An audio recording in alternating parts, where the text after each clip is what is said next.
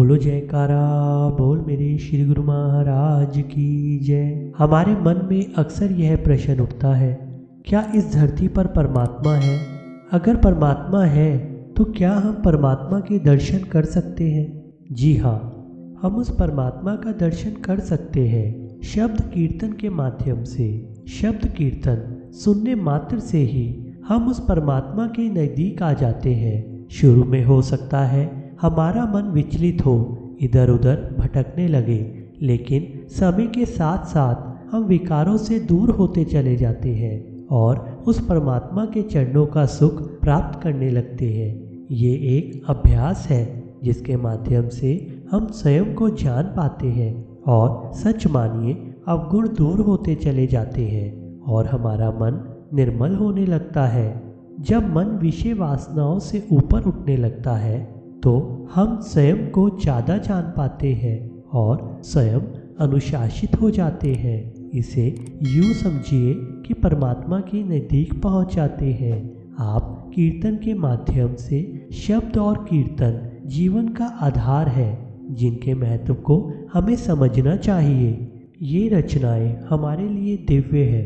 गुरु का कहना रहा है कि केवल निरंजन को ही सुने, स्पर्श करें, महसूस करें और आप पाएंगे कि आप उस परमात्मा के करीब पहुंच रहे हैं। शब्द कीर्तन का जो महत्व है उसे महसूस ही किया जा सकता है।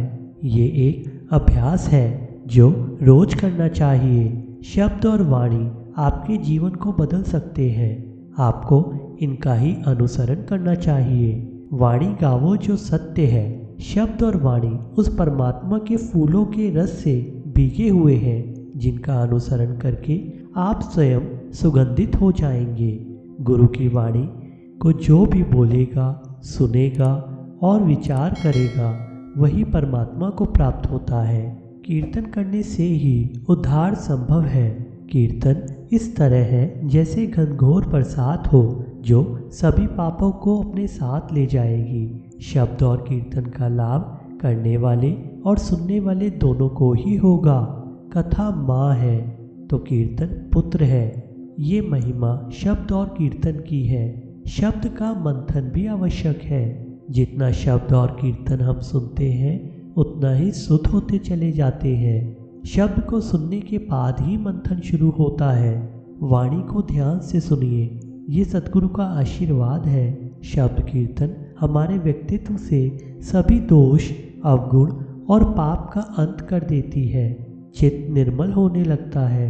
आप स्वयं कीर्तन कीजिए और अंतर को महसूस कीजिए। जब आप पूर्ण मनोयोग से शब्द कीर्तन करते हैं तो स्वयं गुरु हमारे पास होते हैं। सत्संग और कीर्तन का महत्व है कि जाने कब परमात्मा का आशीर्वाद प्राप्त हो जाए। सद्गुरु समझाते हैं कि कीर्तन से कभी ना कभी तो सोया मन जाग जाएगा और परमात्मा के आशीर्वाद से हमें कोई नहीं रोक पाएगा।